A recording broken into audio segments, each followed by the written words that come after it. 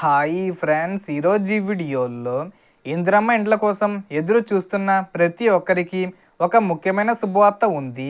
రెండో విడత ఇందిరమ్మ ఇండ్ల లిస్టు విడుదలకు సంబంధించిన ప్రక్రియ వేగంగా సాగుతుందని సమాచారం వస్తుంది. సో దానికి సంబంధించిన పూర్తి ఇన్ఫర్మేషన్ ఈ వీడియోలో తెలుసుకుందాం. అండ్ వీడియో మీద వస్తే లైక్ చేయండి ఫ్రెండ్స్. మీరు చేసే ఒక లైక్ వల్ల ఈ వీడియో ఇంకో 10 మందికి రికమెండ్ అవ్వడం జరుగుతుంది ఫ్రెండ్స్. సో దాని ద్వారా ఈ ఇన్ఫర్మేషన్ అందరూ తెలుసుకోగలరు. సో ఏమాత్రం లేట్ చేయకుండా వీడియోలోకి వెళ్ళిపోద్దాం. సో గత కొన్ని రోజులుగా చెప్పినట్టుగానే మా మండల ఎంపీడీఓ గారు కూడా స్పష్టంగా చెప్పిన విషయం ఏమిటంటే, ఈ విడతలో ప్రధానంగా L1 లిస్టులో ఉన్న అర్హులకి ఇల్లు మంజూరీ అయ్యే అవకాశం ఎక్కువగా ఉంది. అంటే L1లో పేరు ఉన్నవారికి ఇల్లు వచ్చే అవకాశాలు బలంగా ఉన్నాయని ఆయన క్లారిటీ ఇచ్చారు. అయితే L2లో ఉన్నవారికి కూడా ఒక ముఖ్యమైన అవకాశం ఉంది. మీకు నిజంగా సొంత ఇల్లు లేకపోతే కానీ ఏదైనా కారణంగా మీ పేరు L2లో ఉంటే సంబంధిత విచారణ తర్వాత L2 నుండి L1కి మార్చే ఆప్షను ఎంపీడీఓ లాగిన్లో అందుబాటులో ఉందని ఆయన చెప్పారు.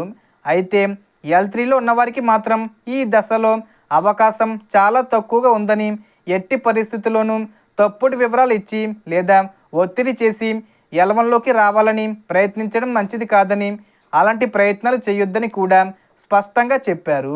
కొన్ని చోట్ల స్థలం ఉన్నవారు కూడా స్థలం లేదని, ఇల్లు ఉన్నవారు కూడా ఇల్లు లేదని నమోదు చేయించుకున్న ఘటనలు జరిగాయని, అలా తప్పుడు సమాచారం ఇచ్చిన వారు కొందరు లిస్టులోకి వచ్చి ఉండొచ్చని, కానీ నిజంగా అర్హత ఉన్నవారు నిజాయితీగా వివరాలు ఇచ్చిన వారే చివరికి ప్రయోజనం పొందాలని అధికారుల ఉద్దేశమని అర్థమవుతుంది. అందుకే మీ పేరు క్లియర్గా కనిపిస్తుంది. ఉదాహరణకు మొబైల్ నెంబర్ ద్వారా మీరు చెక్ చేసుకోవచ్చు.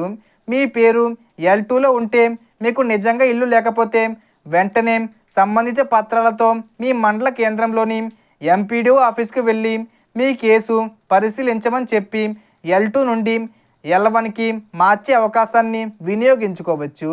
ఈ నెలాఖరులోగా సర్వే ప్రారంభమయ్యే అవకాశం ఉందని కూడా చెప్పారు. ఆ సర్వేలో మీరు తప్పకుండా పాల్గొంటే రెండో విడతలో మీ పేరు పరిగణలోకి వచ్చే అవకాశం పెరుగుతుంది.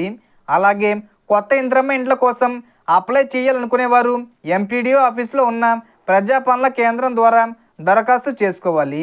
అక్కడ లభించే ప్రజాపాలన దరఖాస్తు ఫారం తీసుకొని అవసరమైన డాక్యుమెంట్లు జత చేసి సంబంధిత అధికారిని సంప్రదిస్తే మీ పేరు నమోదు చేసే ప్రక్రియ పూర్తవుతుంది.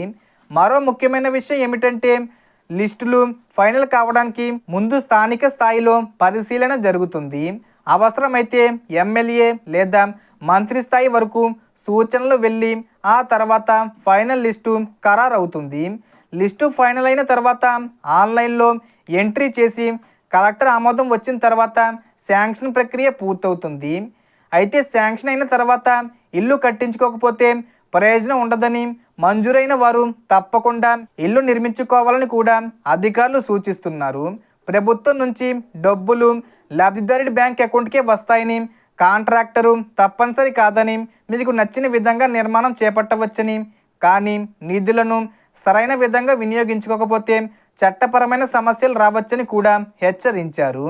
సో ఈ వీడియోలో ఇన్ఫర్మేషన్ ఫ్రెండ్స్. మీకు ఈ వీడియో నచ్చితే లైక్ చేయండి, షేర్ చేయండి అండ్ సబ్స్క్రైబ్ చేసుకోండి. Thanks for watching.